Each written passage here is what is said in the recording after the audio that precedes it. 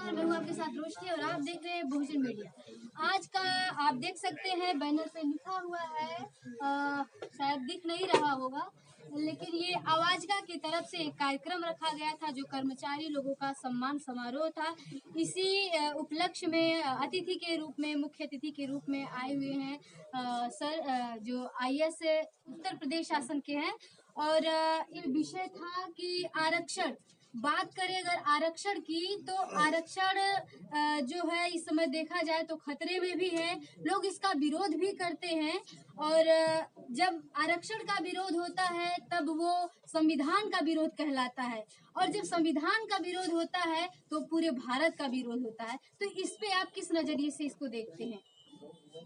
आरक्षण कॉन्स्टिट्यूशन में आर्टिकल 15 और आर्टिकल 16 में प्रोवाइडेड है। सोशली और एजुकेशनली बैकवर्ड और जो वंचित समाज है उनके लिए प्रोवाइड किया गया है। और भी हमारे जो आर्टिकल्स हैं उसमें भी डायरेक्टिव प्रिंसिपल्स में भी इसका उल्लेख करते हुए प्रोविजंस किया गया है, ये मानते हुए कि कहीं ना कहीं स्टार्टिंग लाइन जो सोसाइटी में मिलनी चाहिए उसमें गैप है। कुछ हैव्स हैं और कुछ हैव नॉट्स हैं जो शुरू से वंचित हैं, तो उनको ऊपर उठाने का प्रोविजन जब कॉन्स्टिट्यूशन में दिया गया है तो उस कॉन्स्टिट्यूशनल प्रोविजन को प्रोटेक्ट भी करना होगा। उसके साथ जब भी कोई खिलवाड़ होगा तो वहाँ पर आपको जागरूक रहते हुए अपनी बात रखनी पड़ेगी। कई बार ऐसी बातें आती हैं, अलग अलग व्याख्याएं होती हैं, अलग अलग समय में कुछ ऐसे मुद्दे आ जाते हैं जो कंट्रोवर्शियल होते हैं, तो उसको कॉन्स्टिट्यूशनली आपको प्रोटेस्ट करते हुए कोर्ट की हेल्प से, कोर्ट को चूंकि अधिकार है कॉन्स्टिट्यूशनल प्रोविजंस के साथ कोई छेड़छाड़ नहीं करता है, उसको चैलेंज कर सकते हैं।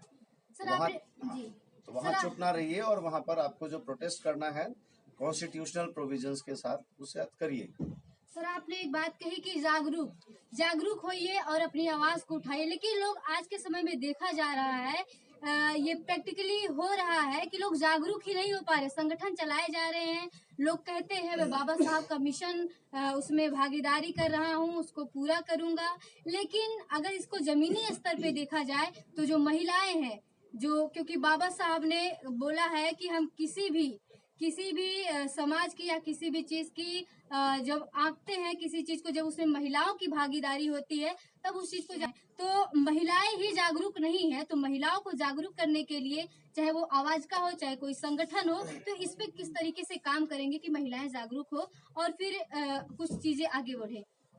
बहुत अच्छा सवाल आपने किया है और इसकी जरूरत है जी। महात्मा बुद्ध जी ने भी कहा है अथ दीपो भव, मीन्स किसी भी चीज का परीक्षण अपने विवेक से करो, अपने आत्म मंथन करना चाहिए, रेशनैलिटी जिसको कहते हैं उससे आपको विचार करना चाहिए।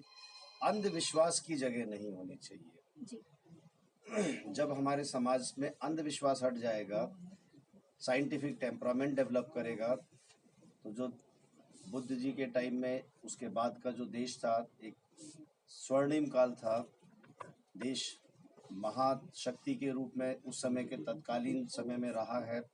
जो मैंने बीच में भी बात कही थी, उस समय विदेशी धरतियों से हमारे देश में बच्चे पढ़ने भेजे जाते थे और बुद्ध धर्म का भी प्रचार प्रसार विश्व के अन्य देशों में हुआ था।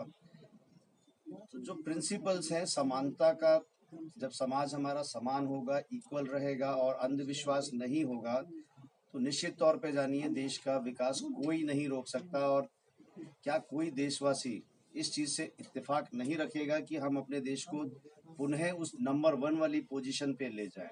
और ये तभी हो सकता है जब इक्वालिटी अमंग ऑल होगी, जो कॉन्स्टिट्यूशन प्रोविजंस में हमारे को प्रोवाइडेड है, और अंधविश्वास की जगह नहीं होगी। यहाँ पर महिलाओं का रोल बहुत गंभीर है।